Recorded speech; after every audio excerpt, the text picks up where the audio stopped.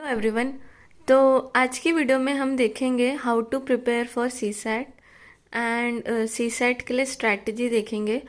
तो ये बहुत सारे लोगों का ये क्वेश्चन है कि सी सैट के लिए कैसे प्रिपेयर करना है, और सी सैट का लेवल भी इंक्रीज़ होते जा रहा है डे बाय डे। तो इट इज़ वेरी इंपॉर्टेंट कि सी सैट को आप नेग्लेक्ट ना करें और अच्छे से उसके लिए प्रिपेयर करें। तो उसको प्रिपेयर करने का सबसे अच्छा तरीका क्या है, ये जानने से पहले हम ये देख लेते हैं कि why people fail in CSAT. क्योंकि बिफोर प्रिपरेशन आपको पता होना चाहिए कि what are the reasons behind it, और कि लोग फेल क्यों हो रहे हैं। Even though they are scoring very good marks in GS, फिर भी वो सी सेट में फेल हो जाते हैं। तो इसका रीज़न ये नहीं है कि पेपर बहुत डिफ़िकल्ट है। पेपर को मैनेज किया जा सकता है, मैंने भी किया है क्लियर। मैं फर्स्ट टाइम मैं प्रीलिम्स में फ़ेल हो गई थी और उसमें मेरे सी सैट में भी बहुत कम नंबर थे, and I am not even good at maths. तो भी मैंने इस बार आराम से सी सैट क्लियर कर लिया। तो इसके लिए सी सैट के लिए एक अच्छी सी स्ट्रैटेजी होनी चाहिए, और वही हम इस वीडियो में डिस्कस करने वाले हैं।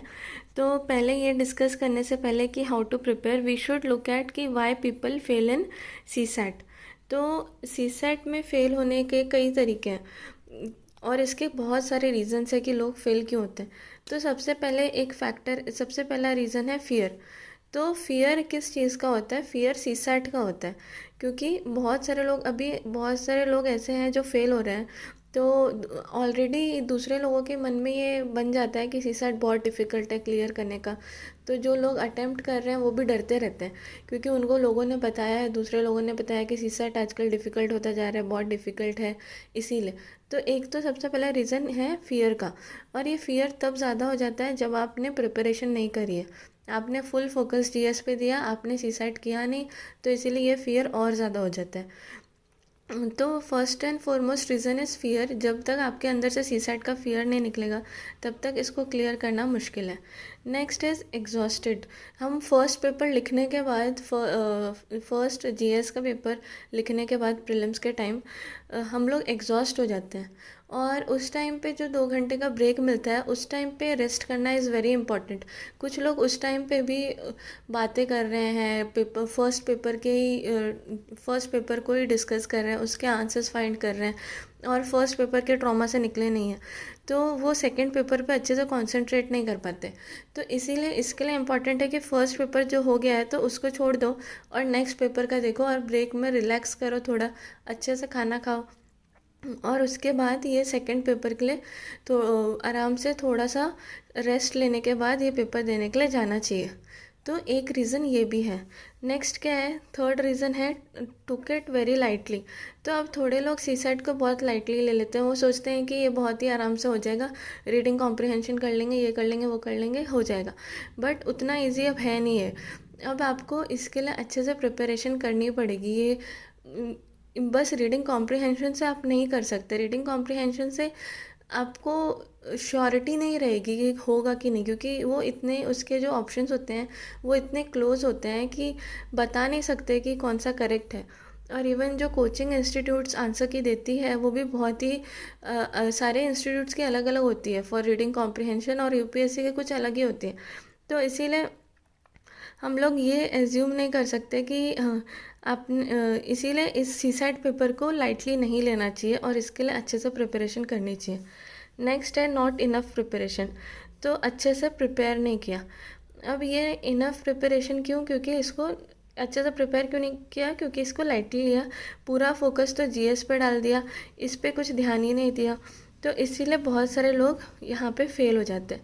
इसके लिए भी जितना जीएस को दे रहे हैं उतना नहीं भी तो थोड़ा, तो इसको भी इसका वैल्यू मिलना चाहिए, इस पेपर की भी वैल्यू रखनी चाहिए, और इसकी भी इम्पोर्टेंस रखनी चाहिए, इसको भी अच्छे से प्रिपेयर करना चाहिए। तो इसीलिए प्रिपरेशन भी इसके लिए इम्पॉर्टेंट है, प्रिपरेशन करना ज़रूरी है। नेक्स्ट है ब्लाइंडली फॉलोइंग टॉपर्स। अब क्या होता है कि कुछ जो होते हैं toppers, they are very good at maths, and कोई कोई आईआईटी बैकग्राउंड्स होते हैं, कोई कोई ऐसे बैकग्राउंड्स होते हैं जिनने पहले भी एग्ज़ाम्स के प्रिपरेशन किए, तो उनका एप्टीट्यूड और ये सब सारी चीज़ें अच्छी होती है। जो कॉम्पिटिटिव एग्ज़ाम्स के लिए प्रिपेयर करते हैं, उनका एप्टीट्यूड वाला पार्ट और ये एलआर वाला पार्ट इज़ गुड, और तो फिर इसीलिए वो लोग ज़्यादा इसके लिए प्रिपेयर नहीं करते। अभी कोई आईआईएम करने के बाद ये करने को आ रहा है, तो उसको सी सैट प्रिपेयर करने की क्या ज़रूरत है? तो इसीलिए वैसे टॉपर्स को सुन के वो लोग तो बोलेंगे कि हमने तो कुछ प्रिपेयर नहीं किया था, हम तो ऐसे ही चले गए थे। लेकिन फिर उन टॉपर्स को सुन के अगर आप ऐसा जाओगे एग्ज़ाम में बिना प्रिपरेशन के, तो आप तो फेल हो गए ही ना। क्योंकि सबका अलग अलग लेवल है और आपको अपना लेवल एनालाइज करना है थ्रू थ्रू आप मॉक टेस्ट दो, प्रीवियस ईयर सीसैट पेपर को सॉल्व करो, उसके बाद अपना लेवल एनालाइज करो कि आप कहाँ पे हो, और फिर उसके हिसाब से अपनी स्ट्रैटेजी बनाओ। तो नेक्स्ट पॉइंट यही है, लैक ऑफ प्रॉपर स्ट्रैटेजी। तो किसी का भी सुनने से नहीं होगा, इसमें सीसैट में सबका अलग अलग लेवल होता है और आपको अपने लेवल से अपना एक स्ट्रैटेजी बनाना है कि आप कौन से लेवल पे हो, आपका क्या अंडरस्टैंडिंग है about different things like comprehension और एप्टीट्यूड और लॉजिकल रीजनिंग में आपकी क्या पकड़ है। उस हिसाब से आपके स्ट्रॉन्ग एरियाज़ वीक एरियाज़ को आइडेंटिफाई करो और उस हिसाब से पेपर को सॉल्व करो। तो इसीलिए इसमें स्ट्रैटेजी होना इज़ वेरी इंपॉर्टेंट, क्योंकि टाइम लिमिट होता है ना, टाइम तो कम होता है। तो उस टाइम पे अगर प्रॉपर स्ट्रैटेजी नहीं है तो आप ठीक से नहीं कर पाओगे।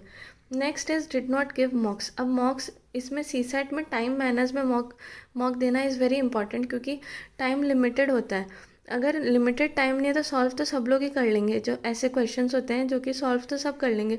लेकिन प्रॉब्लम वहाँ पे ये आती है कि टाइम लिमिट होता है और क्वेश्चंस भी थोड़े टफ होते हैं, आपको उस टाइम में सॉल्व करना है वो क्वेश्चंस को। तो इसीलिए मॉक्स देने चाहिए और टाइम मैनर में देना चाहिए।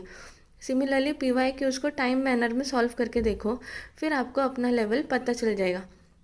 तो ये कुछ रीजंस हैं कि why people fail in CSAT. So now that you know that why people fail in CSAT, let us see how to prepare for CSAT. तो सबसे इसमें मैंने इसको 6 पॉइंट्स में लिखा है।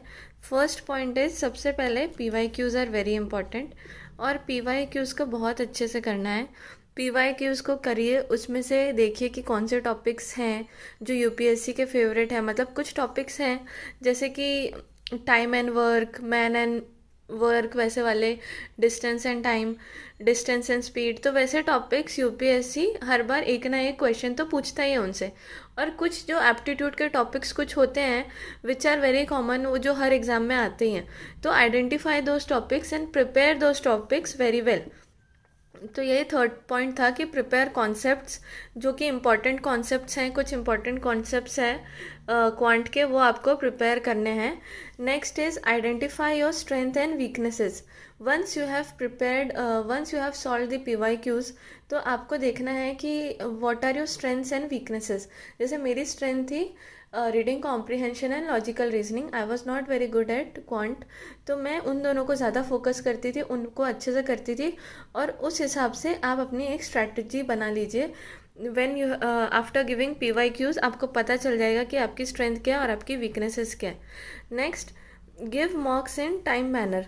तो फिर इसके बाद थोड़े से कॉन्सेप्ट्स पढ़ लेना, जो कॉन्सेप्ट्स में आप वीक हो, उसके बाद मॉक्स देना स्टार्ट कर दो। मॉक्स को एनालाइज करो और उसमें से जो भी आपको लर्निंग्स मिलती है, जो भी ट्रिक्स मिलती है क्वेश्चंस को सॉल्व करने की, वो आप सीखो और उसको नेक्स्ट टाइम यूज़ करो। और ऐसे ऐसे करते करते, even if you give enough mocks like 10 to 20 mocks, like for those who are very weak in this, तो आपको टॉपिक वाइज मॉक्स लेने चाहिए। सीसैट के विजन और फोरम इन सब के आते हैं। दे हैव लाइक एक मॉक में फुल रीडिंग कॉम्प्रिहेंशन, एक में LR, एक में रीजनिंग, एक में क्वांट रहता है। तो वैसे करके आप मॉक्स दे सकते हो subject wise, topic wise, and then उसमें से आपकी अच्छी प्रिपरेशन हो जाएगी। फिर when you have given enough mocks, तो आपको टेंशन नहीं रहेगी, कॉन्फिडेंस पे बिल्ड होता है and you will keep improving also. तो इतना करने के बाद, इतना is enough to qualify CSAT आराम से। और सबसे इम्पॉर्टेंट चीज़ है कॉन्फिडेंस। तो जब आप इतना कर लेते हो तो कॉन्फिडेंस तो आ ही जाता है and you are good to go. So this is it and I hope you found this video helpful. मैंने ऑलरेडी ये एक सीसैट पे वीडियो बनाई है, बट इसमें मुझे ये बताना था कि why people fail in CSAT, that's why I made this video and I hope you like this video. Thank you for watching it.